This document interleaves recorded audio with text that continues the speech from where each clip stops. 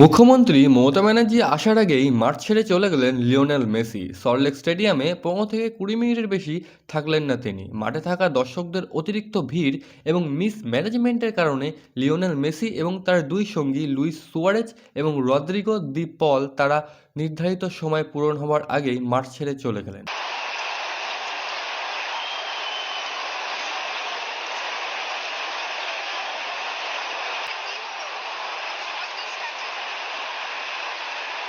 কিন্তু কেন এমনটা হলো? মাঠে থাকা দর্শকরা কেনই বা রেগে গেল? যারা মেসি ভক্ত, যারা মেসিকে দেখতে এসেছিল, তারাই বা কেন ক্ষুব্ধ হয়ে উঠল?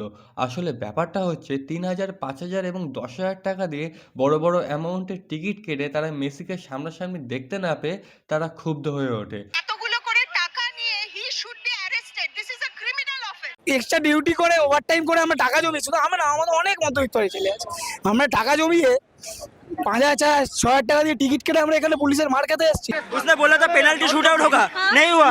चिल्ड्रन के साथ कुछ गेम वगैरह हुआ, वो भी नहीं हुआ। कुछ नहीं, तो हम आए किस लिए? पुलिस पूरा रिस्पॉन्सिबल है। তাদের অভিযোগ তারা নাকি শুধুমাত্র অরূপ বিশ্বাসকেই দেখতে পেয়েছেন এবং তাদের ফ্যামিলিদেরকে দেখতে পেয়েছেন মেসির আশেপাশে।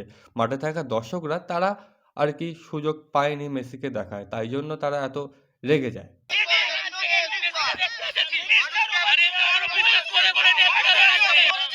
500 आदमी घेर के रखा मैसी को, सब नेता भी नेता लोग। हम लोग को क्यों बुलाया? ये देखिए टिकट 10 आदमी लोग क्या करने आएंगे हम लोग?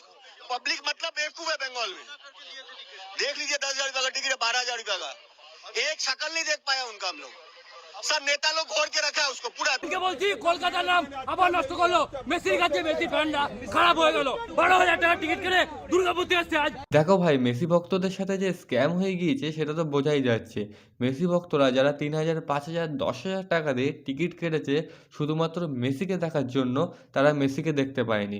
মাঠে দর্শকদের অতিরিক্ত ভিড়ের কারণে এবং মিসম্যানেজমেন্টের কারণে মেসি সেখান থেকে তাড়াতাড়ি চলে গেল।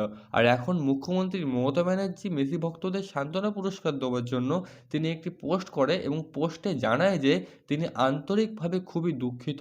তিনি মেসি এবং মেসি ভক্তদের কাছে ক্ষমা প্রার্থী। তিনি একটি টিম তৈরি করেছেন যে ইনভেস্টিগেশন করবে এই মিসম্যানেজমেন্টের উপরে।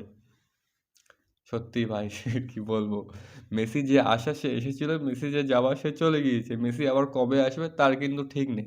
স্ক্যাম কিন্তু মেসি ভক্তদের সাথেই হয়ে গেল।